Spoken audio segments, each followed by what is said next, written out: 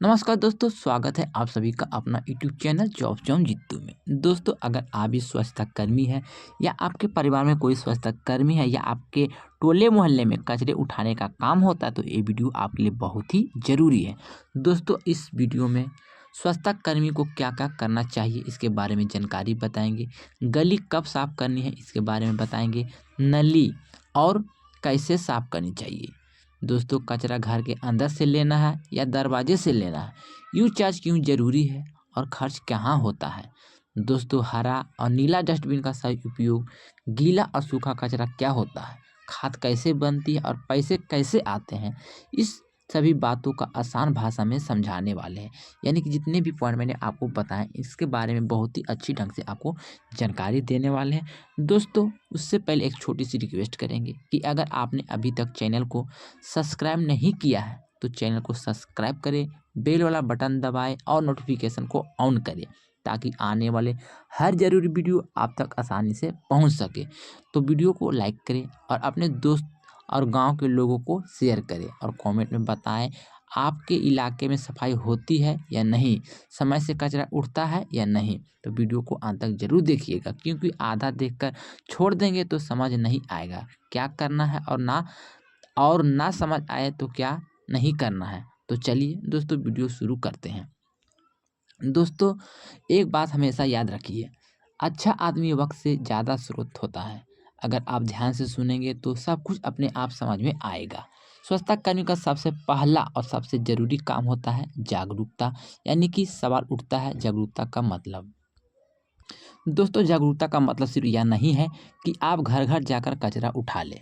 जागरूकता का मतलब है लोगों को समझाना, सिखाना और आदत डालना। दोस्तों, अब आप किसी भी घर पर जाएं तो सबसे पहले यह बताएं कि पंचायत द्वारा दिए गए डस्टबिन, पंचायत ने दो डस्टबिन दिए हैं, एक है हरा, दूसरा है नीला। अब लोगों को यह समझाना बहुत ज़रूरी है कि दोनों डस्टबिन यूं ही नहीं दिया गया, रंग दिखावे के लिए नहीं है, इसके पीछे पूरा सिस्टम है। दोस्तों, समझाते हुए, हरा डस्टबिन जो कि गीला कचरा क्या होता है, जो चीज़ें सड़ जाती है, गल जाती है, खुद ब खुद मिट्टी में मिल जाती है, वही होता है गीला कचरा।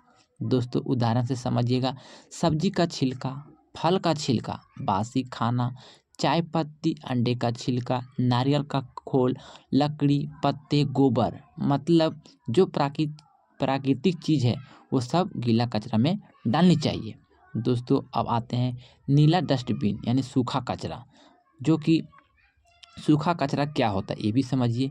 जो सड़ती नहीं है, जो गलती नहीं आदमी ने बनाई, वह होता है सूखा कचरा। उदाहरण से समझिएगा तो प्लास्टिक, बोतल, कागज़, कपड़ा, जूता, शीशा, लोहा, एल्युमिनियम, मोबाइल, पेन, ये सब कृत्रिम चीज़ें हैं, इसलिए सूखा कचरा इसे कहा जाता है। इसलिए दो डब्बे आप लोग को दिया गया है। दोस्तों, अब एक बहुत ही गलतफ़हमी दूर करने वाले हैं आप सभी को कि कचरा उठाने का मतलब यह नहीं है कि आप घर के अंदर घुसकर कचरा उठाएँ। सही तरीका क्या होता है आप लोग यहाँ पे समझिए। लोग कचरा अपने दरवाजे पर लाकर दें। आप ठेला या रिक्शा लेकर पहुँचे और जागरूक करते हुए कचरा लें, यह सही तरीका होता है। दोस्तों, घर से कचरा लेने के बाद दूसरा सबसे ज़रूरी काम होता है कचरे का अलग-अलग करना। यानी गीला अलग, सूखा अलग, प्लास्टिक अलग, बोतल अलग, कपड़ा अलग, जूता चप्पल अलग, शीशा अलग। जितना सही अलगाव होगा उतना ज़्यादा फायदा होगा। दोस्तों, गीला कचरा कहाँ जाए तो डब्ल्यूपीसी या तो नापे टंकी में। यानी कि तरीका यहाँ पे समझिएगा, एक परत गीला कचरा, एक परत मिट्टी, फिर गीला कचरा, फिर मिट्टी। जब टंकी भर जाए तो उसे 45 दिन यानी कि 1.5 महीना के लिए छोड़ दें। इस बीच में दूसरी टंकी भरें, फिर तीसरी। जब तीसरी भर जाती है तो पहली टंकी को खाद तैयार हो जाता है। यानी कि खाद तैयार करने के बहुत ही अच्छे विधि यहाँ पे मैं आपको बता दी है। 45 दिन इसको सड़ने दीजिए, आपका खाद तैयार हो जाएंगे। दोस्तों, अब बात करने वाले हैं खाद से पैसे कैसे आते हैं। ये सब आपके मन में भी सवाल आता होगा, यानी कि खाद बनाकर हम लोग क्या करेंगे। तो दोस्तों, यहाँ पे अच्छी बात मैं आपको बताने वाले हैं। अगर आप लोग इसके लिए इच्छुक रखते हैं तो वीडियो को अंत तक जरूर देखिएगा। दोस्तों, जब खाद तैयार हो जाए तो उसे बोरे में भरिए, स्टोर रूम में रखिए और बेचिए। खाद बिकेगी, पैसा आएगा और यह पैसा पंचायत के स्वच्छता कर्मी के सिस्टम में काम आएगा। दोस्तों, सूखा कचरा बेचकर भी पैसे आ सकते हैं। सूखा कचरा भी बेकार नहीं होता है। प्लास्टिक हो गया, बोतल हो गया, कागज हो गया, लोहा हो गया, सब बिकता है, भले 50 रुपया, 100 रुपया, 500 रुपया, लेकिन सबसे पैसे आएंगे। दोस्तों, तीसरा काम गली और सड़क की सफाई। स्वच्छता कर्मी तीसरा बड़ा काम करेंगे, गली और सड़क की सफाई, झाड़ू लगाना, गंदगी हटाना, साफ सफाई बनाई रखना। दोस्तों, नली सफाई कब और कैसे की जाती है? तो नली रोज़ साफ करना ज़रूरी होता है। नली साफ होगी 15 दिन में या महीने में या ज़रूरत के हिसाब से। रोज़ रोज़ गली साफ करना गलत काम है। इसलिए दोस्तों, सबसे ज़रूरी काम यूज चार्ज को लेकर मैं आपको बताने वाले हैं, जो सबसे अहम मुद्दे और संवेदनशील मुद्दे हैं।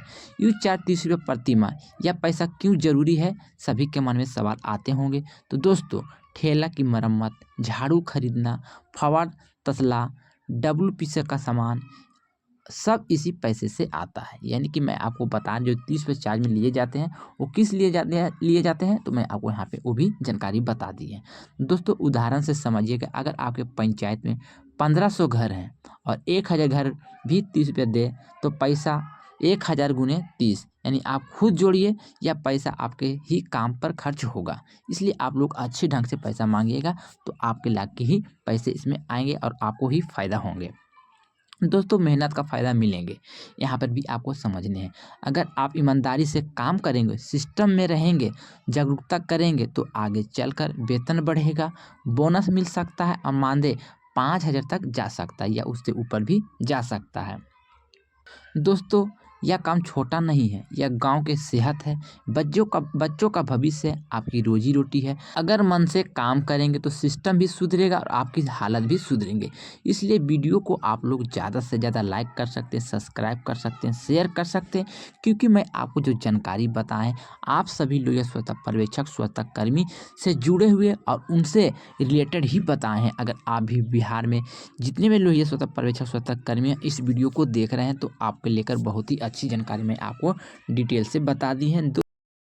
तो साथियों, ये छोटी सी जानकारी थी। आप सभी लोग ये स्वच्छता पर्यवेक्षक, स्वच्छता कर्मी से जुड़े हुए, तो मैंने सारा इन्फॉर्मेशन, सारा जानकारी देने का काम किए हैं। फिर भी कोई जानकारी छूट गया है, बोलने में मिस्टेक हो गई या कोई गलती हो गई, तो आप अपना छोटा भाई समझ के क्षमा कीजिएगा, क्योंकि मेरा एक ही मकसद रहता है कि लोग ये स्वच्छता पर्यवेक्षक, स्वच्छता कर्मी से जुड़ी कोई भी खबर, कोई भी सूचना आए, जिसकी जानकारी सबसे पहले मैं आपको पहुँचाने का काम करते हैं। इसलिए आप लोग अगर चैनल पर पहली बार जुड़ गए हैं, तो चैनल को सब्सक्राइब कर लीजिएगा और बेल वाला आइकन को भी प्रेस कर लीजिएगा, जिससे कि भविष्य में कोई भी अपडेट, कोई भी जानकारी, कोई भी सूचना आएंगे, जिसकी जानकारी सबसे पहले आपको टाइम पर नोटिफिकेशन के माध्यम से मिल पाएंगे। तो मैंने सारा इन्फॉर्मेशन दे दिए हैं।